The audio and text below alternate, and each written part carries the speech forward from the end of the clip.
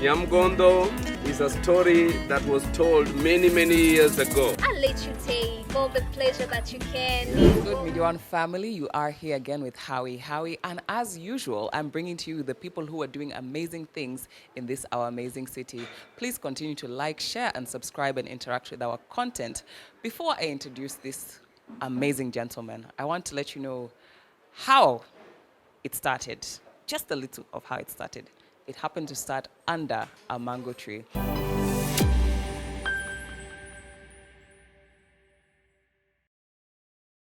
I am here with the creator, director, CEO, all the titles, just like the amazing title of his name, that is Mkubwa. I am here with Godfrey Muka, who happens to be the CEO of the East Africa Poetic Hour Battle.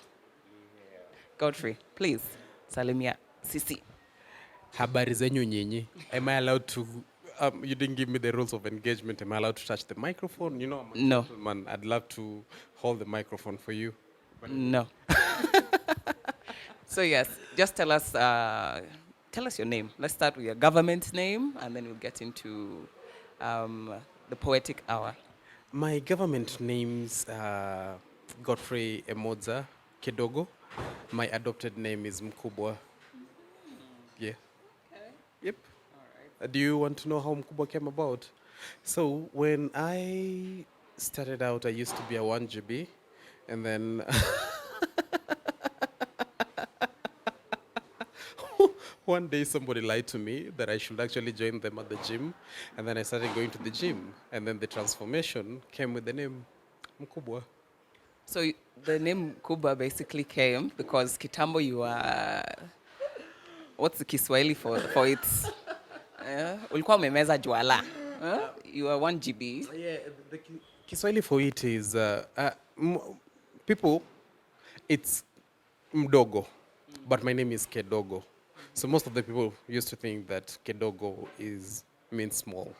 But from my culture, it is actually a cultural name, but not a depicting of the size. So since they were referring to me as Kedogo because of the size, I decided, let me change it for you. Yeah.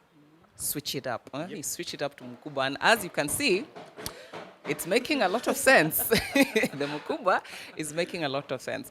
I mentioned it in passing about how the Poetic Hour started under a mango tree. Mm-hmm.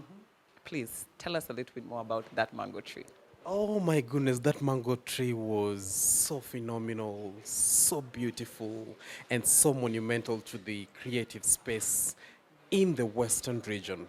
That used to be at the Alliance Francaise, and I'm glad that is where you and I, most people don't know, they don't know that side of you. I'm so sure they are hiding, you're hiding it from the world, but I'm hoping they get to see that bit sometime. So under that mango tree, that is where the shape up of the creative space in Western Kenya took place, from the designing of the poetry space, getting the poetry narrative from it just being something for the textbooks to introducing it to the public as a source of entertainment and important information. That is where we birthed Poetic Hour, which was just a 1 hour poetry show for people from 4 to 5 p.m. wakitoka job, wanapitia for 1 hour poetry show, and then they go home. So that is where it started from. We had other groups and other artists, including musicians, actors, dancers, very heavy on the dancers bit of it, and dancers too, all at that space at the Alliance Francaise in Milimani under that mango tree. It still exists. It's still there, just that the space changed. Yeah. The space definitely has changed, as you mentioned. You've given us how monumental it was, starting from that mango tree. But just to add a little bit of details, in case you didn't know what that mango tree really looked like. It was just a mango tree. It's not an analogy of some sort. It was a literal mango tree.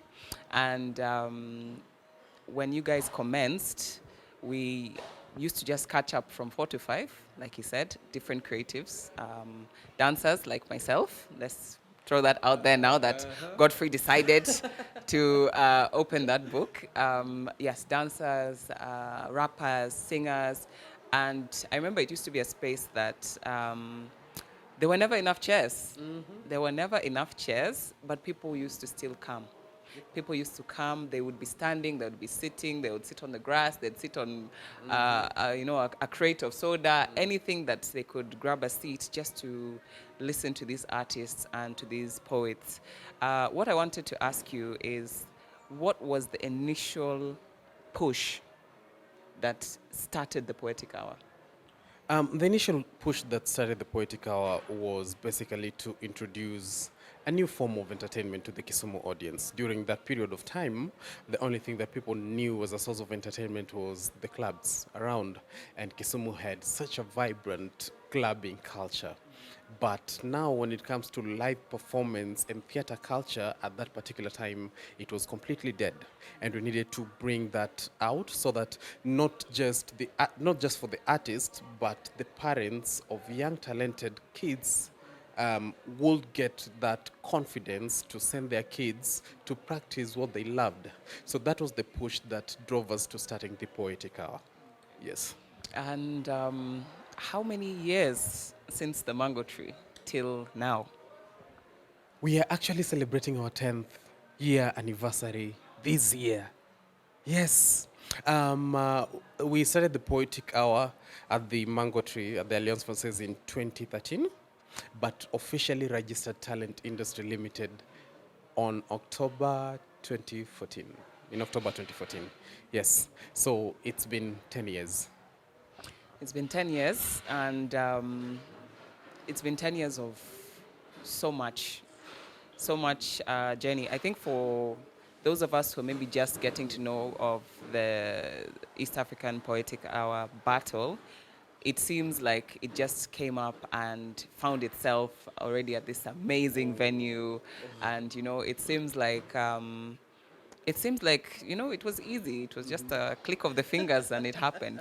But I'm sure the reality may be very different. So from the time it started till where it's at right now, what can you say has been the most challenging, and what can you say has been the most rewarding in the 10 years? The most challenging, I'll say, since it was under the mango tree, we used to literally feed on the mangoes from that tree. That was that was our breakfast and our lunch, and then home we would get our supper at home. But what has been the most rewarding is the trees, or rather the fruits that were born from that mango tree. To date, they shine so bright.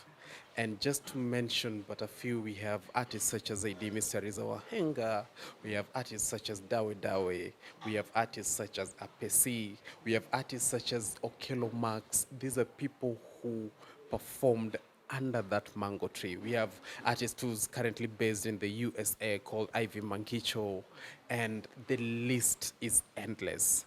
So what was the challenge? Feeding the mangoes under that mango tree. What is the reward? The fruits that were born out of that space and out of that mango tree. Looking at them, what they're doing currently in the creative space, it is just too rewarding. To add on to that, we have the event itself, the Poetic Hour, from starting being a 1 hour local gig with an audience of 7, and you are part of that 7.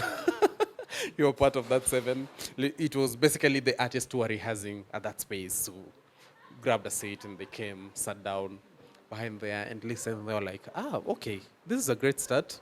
Let's keep rolling, to now opening up the doors to the entire East Africa and having artists from Kampala, Rwanda, Kigali in Rwanda, Kampala in Uganda, Juba in South Sudan, all of them traveling and coming down to Kisumu just to share the cultural space in regards to poetry and to compete for a cash prize. It is the best reward I could and fulfillment that I could ever wish for. Yes. When you mentioned the mangoes, I remember they were sweet. Luckily, they were sweet. They were quite sweet. But as you said, the fruits that are now showing are much sweeter, and it has made the whole journey completely worth it. But now, for most youth and most young people, one of the things we tend to struggle with is consistency. So maybe you can tell us, how were you able to maintain your consistency from the mango tree to now Sarova? Basically, it was understanding the purpose.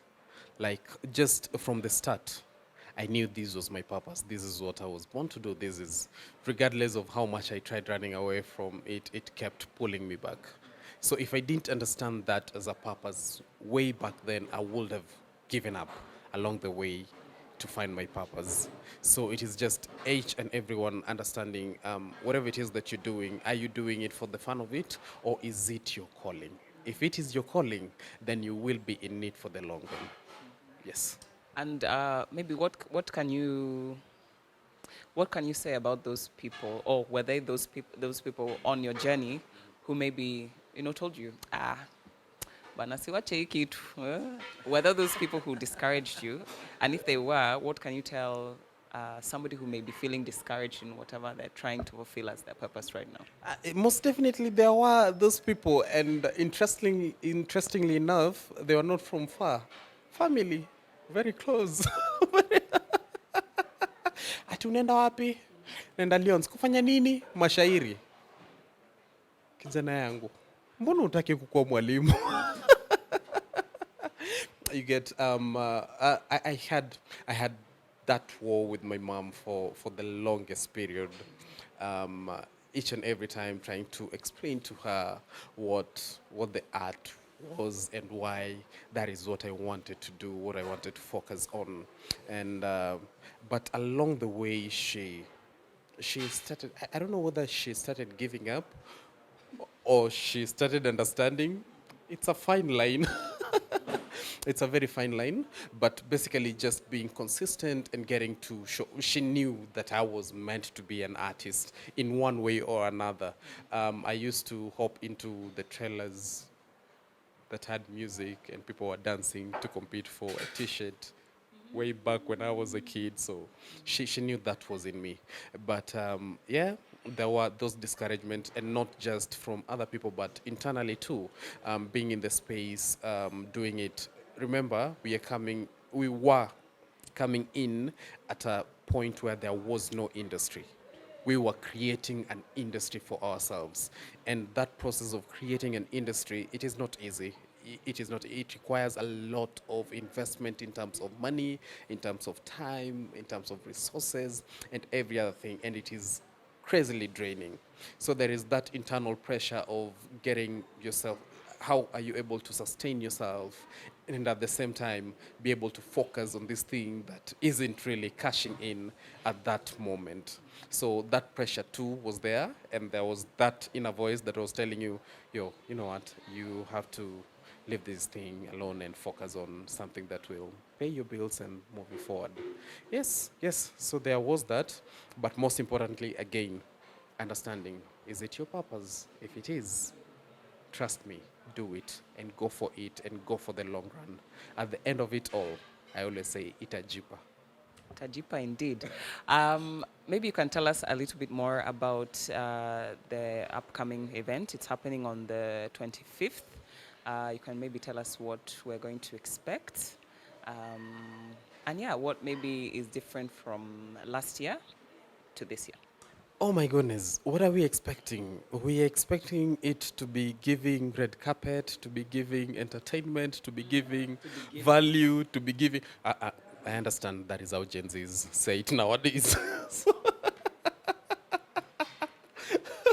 What it's not going to give is, I was almost saying Zimbabwe, but it won't be giving Zimbabwe. But but we might open up the doors to the entire Africa soon. So Zimbabweans, and if you're watching me, I am. But anyway, we are expecting a glamorous event to begin with, and two, we are expecting an exhibition of talent the cream de la cream of talent in terms of poetry and spoken word from around East Africa. It is the greatest gathering of poets in East Africa. There is no other gathering of poets in East Africa other than these. The artists from Kampala, from Juba, they are so psyched up for this. We have a caravan of supporters for the artists from Kampala who are traveling down, coming to Kisumu to cheer on their team. The same is happening with the artists from South Sudan. So, oh my goodness. Well, be there. Just be there. Just be there. We'll be having the red carpet, the VIP treatment, and everything nice. We have a special congregation of the corporate sector, which is very important, from the partners whom we have, those whom we've approached, those who've called us to book for their corporate tables just to be able to experience that event. So we're expecting networking to the next level. You see those people that you want to meet, and it is very hard for you to access them because of their office setup and bookings and etc. Imagine having that access for free at the East Africa Poetic Hour Battle this year. That is what we are expecting. That is the space that we are creating for any person who wants to network. We are expecting it to be giving networking. What is going to be different this year? We have a very good representation from artists from outside. Last year we had about, Kenya was holding up to 60% of the representation. This year we have 7 from Kenya, 6 from Uganda, 5 from South Sudan, and 2 from Rwanda. So you can imagine how the competition is going to be. That is the element that is going to be different. Other than that, we are maintaining the standards and keeping it, raising the bar. And just before we let you go, because of course I know 25th is just around the corner, and there are a bunch of things I'm sure you still need to organize and put in place and do, etc. But maybe tell us something that nobody knows about Godfrey.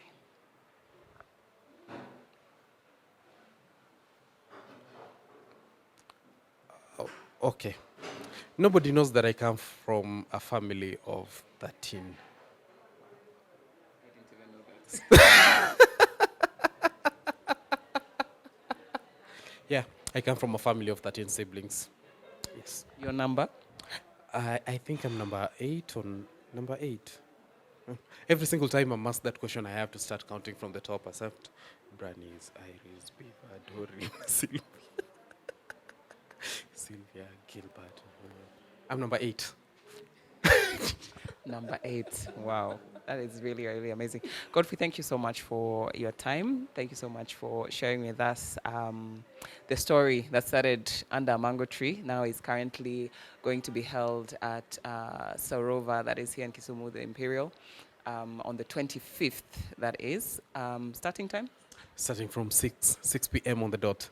Please be there at 6. Last year, we were planning to start the event at 7, so we put 6 p.m. so that people could, we are used to Africans coming 1 hour later. Do you know what happened?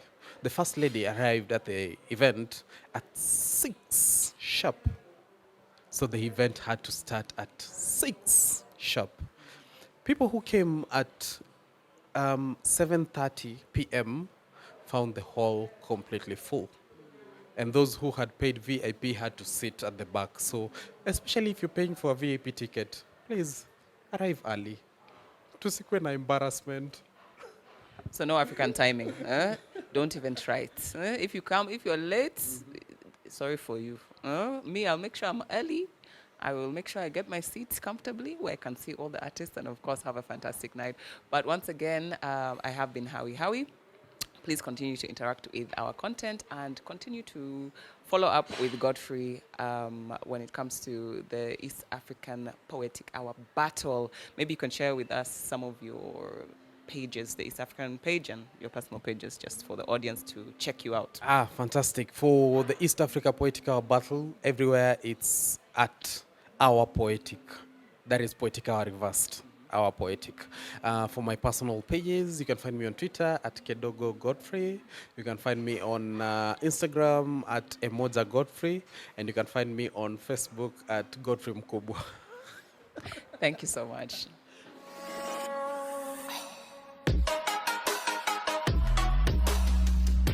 You are watching Media One International, always fast and fast. Like, share, and subscribe.